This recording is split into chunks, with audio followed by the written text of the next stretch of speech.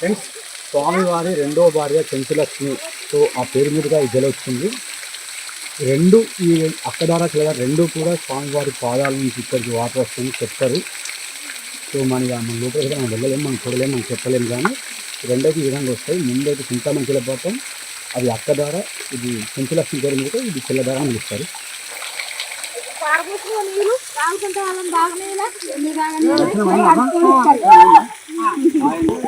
ఎక్కడి నుంచి వచ్చారమ్మా? ఎక్కడి నుంచి వచ్చారు? వరంగల్ నుంచి. మీరమ్మా? భూపాలపల్లి.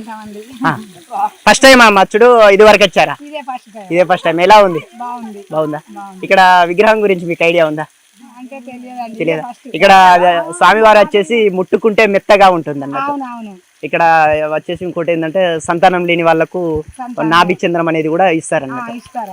ఇక్కడ వాటర్ కూడా వచ్చేసి అయితే సర్వ రోగాల నుండి విముక్తి పొందొచ్చు.